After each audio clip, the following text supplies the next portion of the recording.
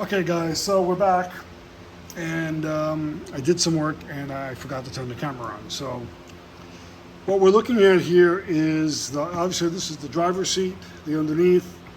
I removed the driver's seat control module that controls the power. The reason why I removed that module is because, from what I've heard, you need that module in order to activate the telescopic steering wheel. So I'm like, all right, you know what, fine, we'll take it out.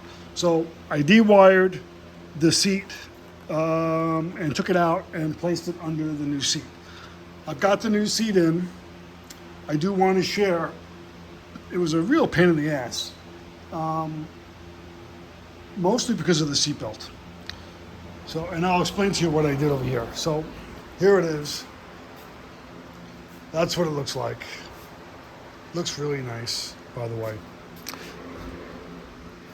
So what I did with the seatbelt is I wanted the seatbelt, let me adjust this a little bit here. There we go. I wanted the seatbelt to come through the loop. That was the whole point of buying these seats.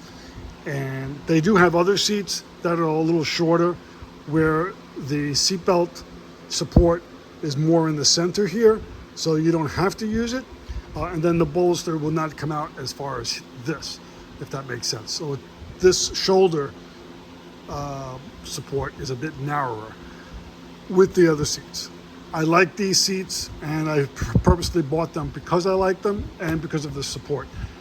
So what I did was, because Corvette has these retractable drums for the seatbelt, one behind the seat and another one down below here on the floor. And this is a really stupid design because it really makes the opening here very narrow. I don't know why they did this. I don't know why. I'm sure there must have been an engineering reason for it. I don't know, whatever. It is what it is. I can't fix it. So what I did here is I took the drum, which is located behind this trim panel, the retractable drum. I took it out.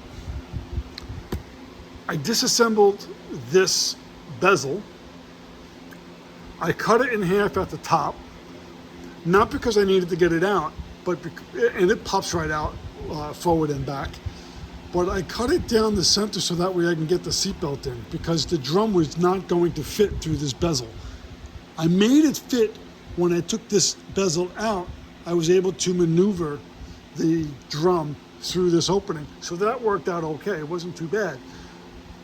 But there was no way I was going to get the drum to fit in between this plastic.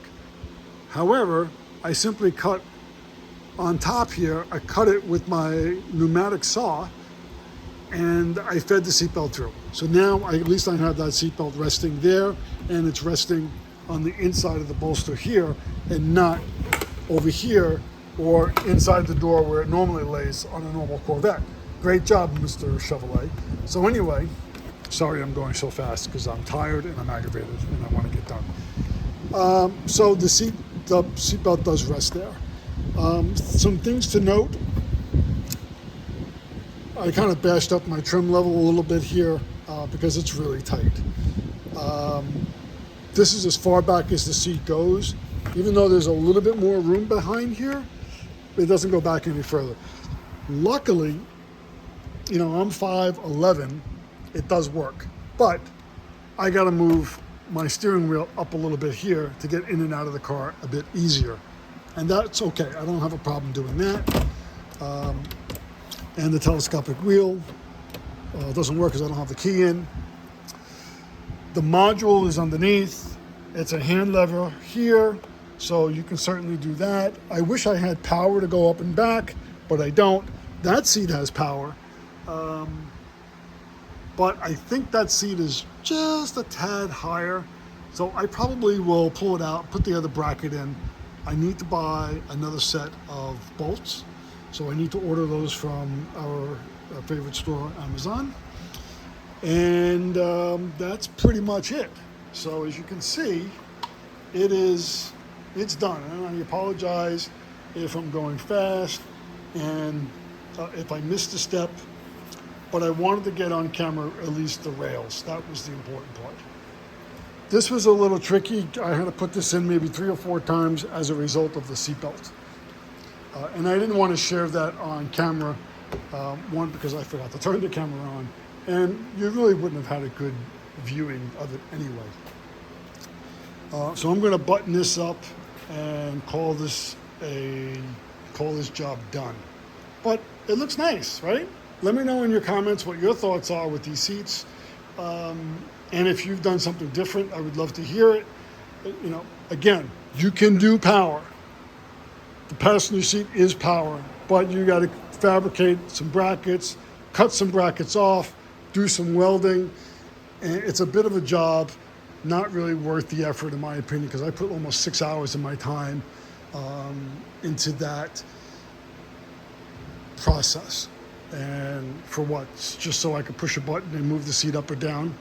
Now, granted, the tilt doesn't work. You know, the tilting of the seat going up, and the front of the seat going up, and the rear of the seat going up or down. We lose that function, but honestly, you really don't need it. In this position where I'm at, I can't turn the camera around unless I do this. I don't want to do that. But you know, in the position, the seating is comfortable. My legs and knees feel comfortable. The positioning of the backrest is in a good position where I like it. I like to be slightly back anyway, so that works. Let me test the top while we're here, because that was always a concern. Where can I put you guys? I'll put you behind the door. There we go. Don't go anywhere. Okay.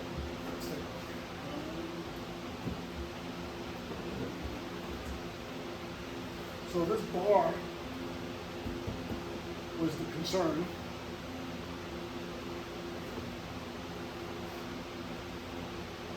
And it does hit here, but I'm not sure if it's, yes, it does impact.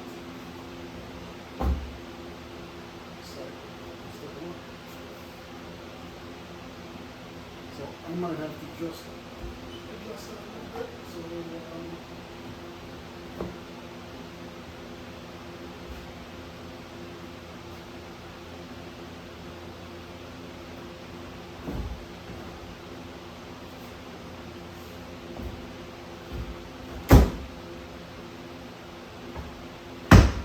So gone. So it's minor. Let me see, how does it fit?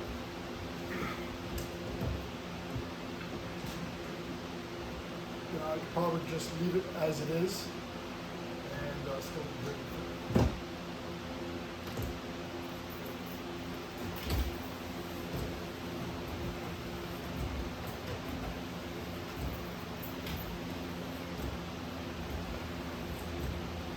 Okay, so I do not have telescopic power, so maybe I have to check some wire.